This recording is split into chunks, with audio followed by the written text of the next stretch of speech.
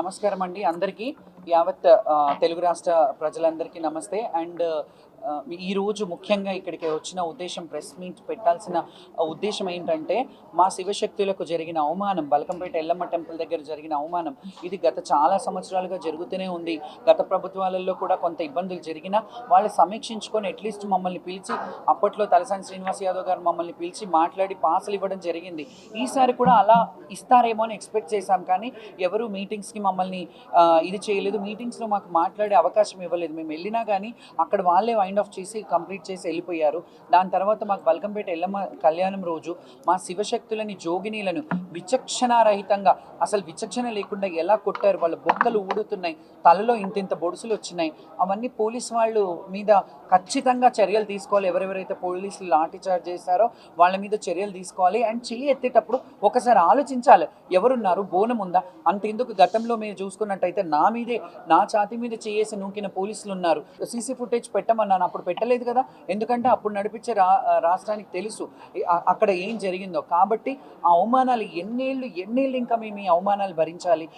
దేవుడి నైవేద్యం తెచ్చే బిడ్డలము, దేవుడి బిడ్డలుగా మమ్మల్ని భావిస్తారు, దేవుడి భార్యలుగా మమ్మల్ని భావిస్తారు. మాకు కనీస ఫెసిలిటీస్, అంటే ఫెసిలిటీస్ మేము అడిగేది కూడా మాకు చీర ఇవ్వండి, సారీ ఇవ్వండి, మాకు డబ్బులు ఇవ్వండి అని అడగట్లేదు. మేము ఓన్లీ దైవ దర్శనానికి, బోనం తెచ్చడానికి అవకాశం ఇవ్వండి. మాకు స్పెషల్గా, మాలో కూడా వీఐపీల లాగా కన్సిడర్ చేయండి. కొంతమందిని పెద్ద పెద్ద ఏడంత్రాల బోనాలు తెచ్చే వాళ్ళని కన్సిడర్ చేసి వాళ్ళకి స్పెషల్గా లైన్ అరేంజ్ చేయండి. ఎందుకంటే కొంతమందికి ఏం చేస్తారు, షామియానాలు వేసేస్తారు, ఏడంత్రాల బోనం ఉంటుంది, అది వాళ్ళు దించి మళ్ళీ తేవాల్సి వస్తుంది.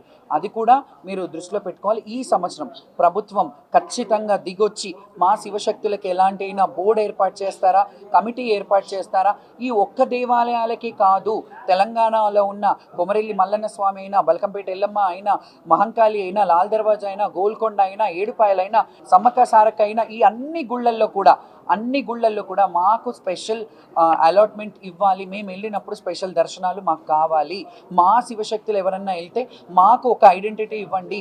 మేము కూడా వాళ్ళకి దగ్గరగా ఉండి మా పిల్లల్ని పంపించి మేము దర్శనం చేయించుకునే వీఐపీలు ఎలాగైతే వీఐపీ లెటర్స్ ఇస్తారో మాకు కూడా అవకాశం ఇవ్వండి మా పిల్లలు దర్శనం చేసుకోవడానికి. ఎందుకంటే మా వాళ్ళు ఉట్టిగా రారు. ఎక్కడికి వెళ్ళినా శివశక్తులు ఒక పట్టు చీర తీసుకొని, తలంబ్రాలు తీసుకొని, పట్టు వస్త్రాలు తీసుకొని, మొక్కులు ముడుపులు తీసుకొని వస్తారు. కాబట్టి మీకు కూడా ఆదాయమే, ఎండోమెంట్కి కూడా ఆదాయమే. కాబట్టి మీరు ఒకసారి ఆలోచించుకోండి. ఇది ఒక్కటి, పోతరాజులని, శివశక్తులని కొట్టినందుకు ఈ సంవత్సరం మేమందరం కూడా సామూహికంగా బోనాలు నిర్వహించడంలో మా ఇళ్లలోనే చేసుకుంటాము. మేము గుడికి రాము. ఈ గుడికి రాకపోవడం వల్ల ఏం అరిష్టాలు జరుగుతాయో అవన్నీ మీ ప్రభుత్వమే చూసుకోవాలి. ఎందుకంటే ఖచ్చితంగా అరిష్టం జరుగుతుంది. ఇప్పటి వరకు అలా శివశక్తులు బోనం పెట్టకుండా ఉన్న దాఖలా లేవు. మేము సేవ చేసేవాళ్ళం, సేవకులం. కాబట్టి మా బోనం సమర్పిస్తేనే అమ్మవారికి సంతోషం. మీకు తెలుసు, భవిష్యవాణిలో కూడా నా ఆడపడుచులు ఏడ్చుకుంటూ పోయారని నేను ఏడ్చినప్పుడు చెప్పినప్పుడు అమ్మవారి అంటే, నేను పెట్టే వందలాది బోనాలలో ఒక్క మెతుకైనా తిని ప్రసన్నం అయి ఉంటుంది కదా, నా గురించి నా బిడ్డలు ఏడ్చుకుంటూ పోయినారని చెప్పింది. అట్లా చెప్పినా కానీ మీరు ముందుకొచ్చి కమిటీలో మీటింగ్లు ఏర్పాటు చేసి మా అందరికీ ఒక హామీ ఇస్తే, ప్రభుత్వం వచ్చి అఫీషియల్గా, మీరు మామూలుగా నాకు కాల్ చేసేసి మేము ఏం ఇబ్బంది పెట్టకుండా పోతాము అని డీజీపీ గారు కూడా చెప్పారు, మీకు ఈ లైన్ ఏర్పాటు చేస్తామన్నారు. అది కాదు, మాకు ప్రభుత్వ పరంగా ప్రకటన ఇవ్వండి. మీరు ప్రెస్ మీట్ పెట్టి మీరు ఏం చేయబోతున్నారో శివశక్తులకి, జోగినీలకి, అది మీరు ప్రెస్గా అఫీషియల్గా ఇస్తే అప్పుడు మేము అందరం కలిసి బోనాలు చేస్తాం.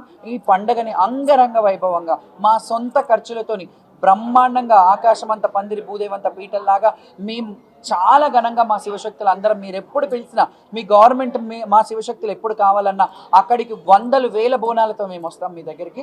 అండ్ మా రిక్వెస్ట్ అండ్ మా డిమాండ్, సీఎం గారు ఖచ్చితంగా దీని మీద దృష్టి పెట్టి ఒక జోగిని, ఒక ఆడబిడ్డని, ఒక తెలంగాణ జోగిని మీ ముందు భిక్ష వేడుకుంటున్నాను. భిక్షాటనం చేసుకుంటూ రోడ్డు మీద బతికే పరిస్థితి తేకండి. మేము బోనాలు ఎత్తుకునే ఒక ఉపాధి మాకు, మా ఉపాధి మీద పొట్ట కొట్టకండి, మాకు అది చేసుకొని ఇవ్వండి అని దయచేసి రిక్వెస్ట్ చేస్తున్నాను. Thank you so much.